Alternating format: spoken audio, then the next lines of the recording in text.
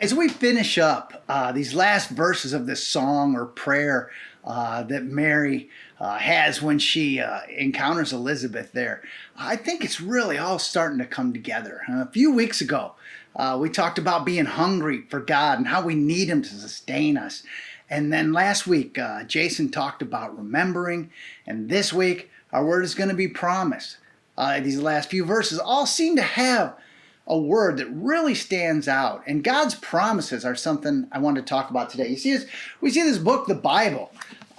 We often hear of God's promises, but really, what are they? Anytime we hear God speak or do anything in this book, it's a promise. And I always like to say that starts right away in Genesis chapter 1 when He's creating the universe and everything in it. God says He's going to do something or that something will happen, and that's exactly what happens. I invite you to go back there sometime and just check that out, because that's where we really have the foundation for God always keeping His word, always keeping His promises.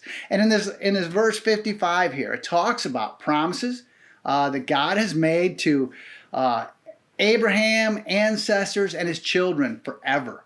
And it just hit me that, man, we are those children, and this is forever. I mean, that was a long time ago, and God's promises still hold true.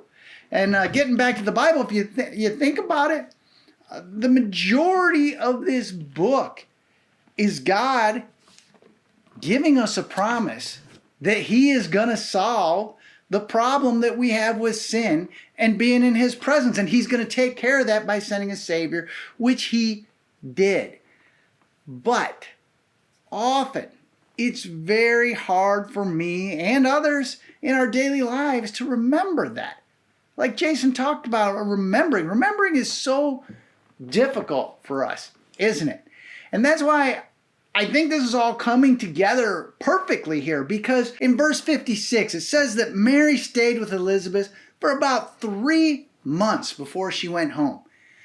And that really hit me. I mean, 3 months. Why would she be there for 3 months? I mean, today you think about that. We check in with somebody, send them a quick text. Hey, how you doing? Oh, I'm good. And we catch up.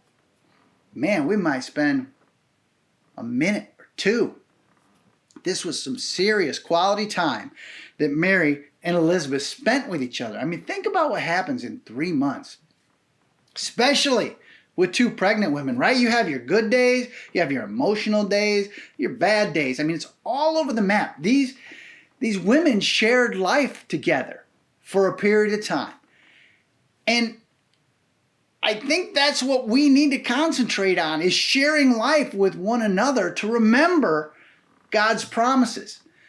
I don't know about you, but I've got a few people that I like to hang out with when I'm struggling and just talk through life. I mean, just this week, I've spent, maybe 5-6 hours with various people just connecting over lunch, coffee, just spending some time together, encouraging one another through life to remember that God is faithful and He does what He says. But often when we get by ourselves and in our busy day, it's so easy for us to forget that. So I want to encourage you today I know most of us have those friends. Let's find quality people that we can just spend some time talking things through with, hashing out life and encouraging one another, and find some friends that are strong in different areas than you. We all have those places we can lead others, but we all have those places we need to be pushed. And that's what I want to encourage you with today. Find somebody who's going to push you to remember that our God is faithful, and whatever situation you're going through today, He loves you, and you will get through it with His help.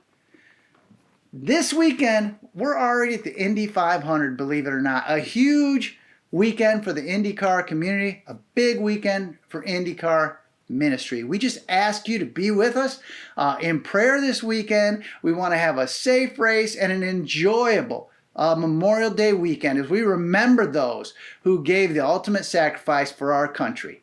We'll catch you next time on Wednesday Wisdom.